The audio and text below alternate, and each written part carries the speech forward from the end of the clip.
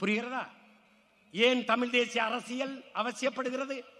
ஏன் இந்த அரசியல் வேகமாக வளர்கிறது? இதுதான், இது காலத்தின் தேவை. செத்து விழுகிற மீனவன் இந்திய மீனவன் என்றால் தமிழ் தேசியம் பிறந்திருக்காது. செத்து விழுந்த மீனவன் தமிழ் மீனவன் என்றால் அந்த இடத்தில் இந்தியம் செத்து, திராவிடம் செத்து, தமிழ் தேசியம் பிறந்திருது. ஆந்திர காட்டுக்குள் 20 பேரை சுட்டுக் கொண்டார் ஐயா சந்திரபாபு நாயுடு. அறத்தின் வழி நின்று வாழ்ந்த மறவர் கூட்டத்தை திருடர்கள் பட்டம் கட்டி சுட்டுக் கொண்டார். கட்டையிலும் என், செத்து கிடந்த என் இனத்தின் உறவுகளின் காலிலும் என் நம்பர் போட்டு வைத்திருந்தார். ஒரு மகன் கேட்கல, இந்த மரக்கட்டைக்கு இருக்கிற மதிப்பு மானத்தமிழன் உயிருக்கு இல்லையா என்று கேட்கல. கேட்டவன் இந்த மகன் ஒருவன் தான், உன் உடன் பிறந்தான் ஒருவன் தான். அவன் செத்து விழுந்த இடத்திலே இந்தியம் திராவிடம் செத்ததடா, தமிழ் தேசியம் பிறந்ததடா. இவ்வளவுதான்டா. இந்த செயல் கொடுமையானது என்று நாட்டின் பிரதம அமைச்சர் கண்டித்தது உண்டா? இந்த நிலத்தில் இருக்கிறவர்கள் ஏதாவது கண்டித்தது உண்டா?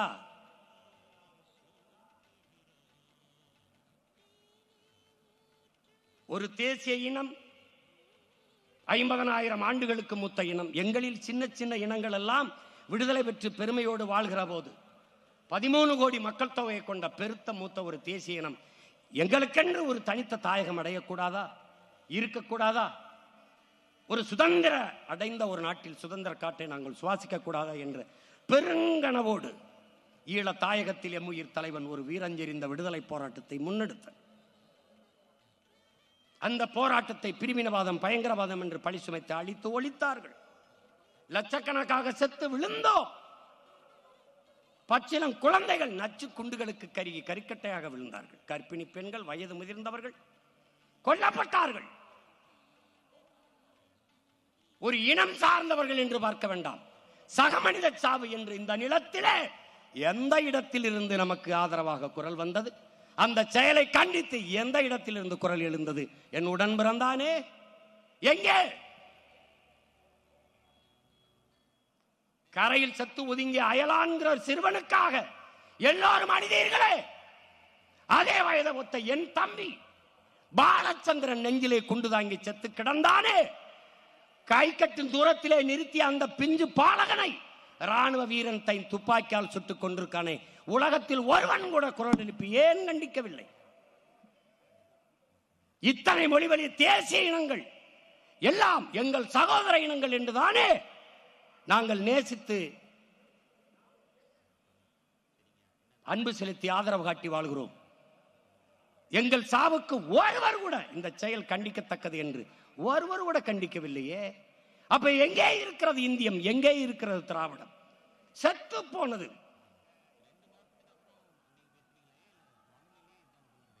அந்த இடத்தில் தான் தமிழ் தேசியம் பிறக்கிறது. என் உடன் பிறந்தவனே, அந்த இடத்தில் தான். இதை அறிவு சமூகம் புரிந்து கொள்ள வேண்டும். நம்ம எதிர்ப்பவர்களாம் யார்? முல்லை பேரியாற்றில் அணையில் தண்ணி வாங்கி தரத்துப்புள்ள ஈவேராயாவை காப்பாற்றுவதற்கு பெரும் போராட்டம் நடத்துகிறார்கள். பெரும் போராட்டம் நடத்துகிறார்கள். வச்சுக்க, பெரியாரை வச்சுக்க, பூஜாரியில் வச்சு கூட கும்பிடு, எனக்கு வேண்டாம், அவ்வளவுதான்.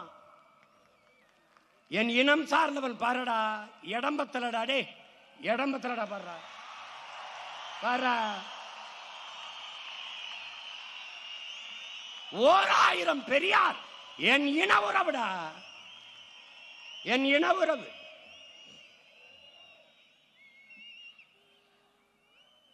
அம்பேத்கருக்கு முந்தி சிந்தித்தவன் என் பாட்டன் அயோத்திதாசனடா.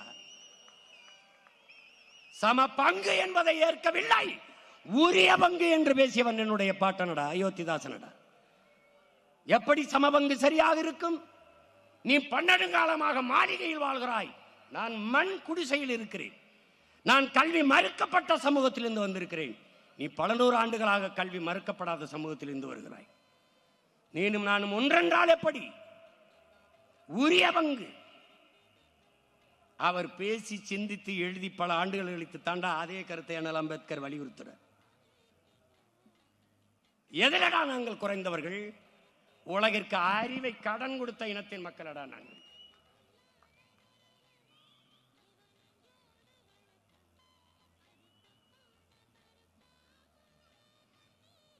அறிவு சமூகம் ஒரு எழுச்சியுற்று எழுது. தமிழ் தேசிய அரசியல் மான தமிழ் பிள்ளைகள் வெறிகொண்டு எழுகிறோம். இழந்த உரிமையை மீட்க, இருக்கிற உரிமையை காக்க வெறிகொண்டு எழுந்து வந்து கொண்டிருக்கிறோம். இதுல குறுக்க பெத்த தாய் தந்தையரை வந்தாலும் எங்களுக்கு எதிரிதான்.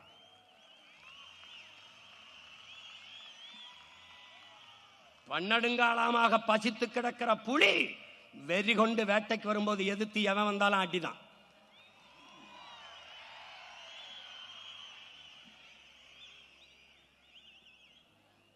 இங்க மும்முனை போட்டிம்பா, இருமுனை போட்டிம்பா, 4 முனை, ஒரு போட்டியும் கிடையாது. அந்த 3 கட்சிகளும் ஒரே கோட்டில் நிக்குது. நாம் தமிழர் கட்சி வேற கோட்டில் நிக்குது.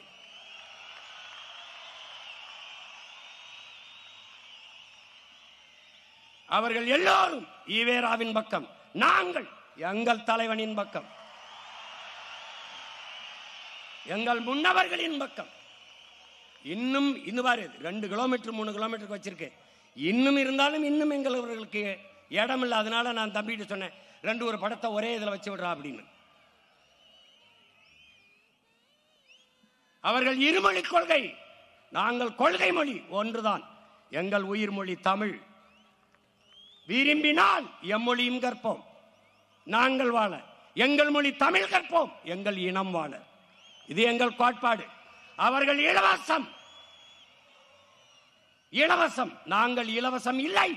இலவசம் பெற வேண்டிய ஏழ்மை வறுமை நிலை இல்லாது என் இனத்தின் மக்களை வாழ்க்கை தரத்தை உயர்த்துவோம். அவர்கள் திராவிடர்கள், நாங்கள் தமிழர்கள். இங்க திராவிடமும் தமிழ் தேசியம் ஒன்னல்ல. அது தமிழ் தேசியத்தின் புண்ணு. திராவிடம் அது கண்ணல்ல, புண்ணு. இது ஒரு சாப்பாடு, திமுக ஒரு சாப்பாடு, அதிமுக ஒரு சாப்பாடு. ரெண்டையும் வந்து கூட்டாஞ்சோறு மாதிரி ஒரு சாப்பாடை கொண்டுகிட்டு அது ஒரு சாப்பாடு. இவர்கள் எப்படி கூப்பிடுவார்கள்? எப்படியாவது திமுகவை ஆட்சியில் இருந்து அப்புறப்படுத்தி விட வேண்டும், வாங்கள் எல்லோரும் ஒன்னா நிற்போம். இவர்கள் எப்படியாவது பிஜேபி வரவே விடக்கூடாது, அதனால் அந்த கூட்டணியை தோற்கடிக்க வேண்டும், வாங்கள் எல்லாரும் ஒன்னா நிற்போம். நாங்கள் இந்த ஆட்சி பிடிக்கவே இல்லை, இந்த ஆட்சியை அப்புறப்படுத்த வேண்டும் அதிமுக, அதிமுகவை அப்புறப்படுத்த வேண்டும் திமுக. நாங்கள், நீங்க 2 பேருமே சொல்றது சரிதான்.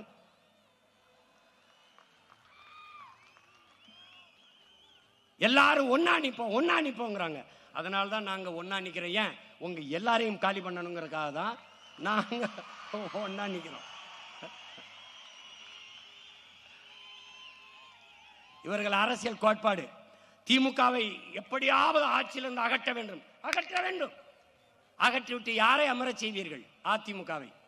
பேயை விவாகரத்து செய்துவிட்டு பிசாசை திருமணம் செய்கிறது, பிசாசை விவாகரத்து பண்ணிவிட்டு பேயை திருமணம் செய்கிறது. இந்த பேயை விரட்டி விட்டு தேவதையை உட்கார வைத்தால் சரி. இது எப்படி கதை? எப்படி?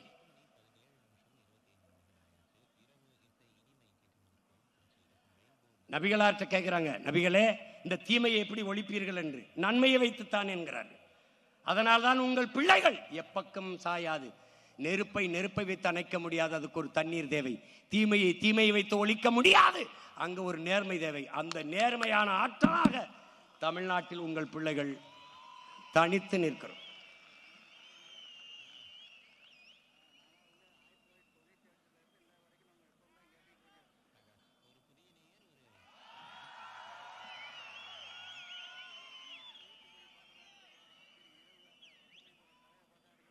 மாற்றம் என்பது வெறும் சொல்லல்ல, ஒரு செயல். எதிலிருந்து மாற்றம்? ஒவ்வொன்றிலும் மாற்றம். ஊழல் லஞ்சம் அது தவிர்த்து உண்மை நேர்மையான நிர்வாகம். இலவசம் அது வளர்ச்சி திட்டம் அல்ல, ஒரு வீழ்ச்சி திட்டம், வெறும் கவர்ச்சி திட்டம். இலவசம் பெற வேண்டிய ஏழ்மை வரையில் இல்லாது மக்களின் வாழ்க்கை தரத்தை உயர்த்துவதுதான் தொலைநோக்கு.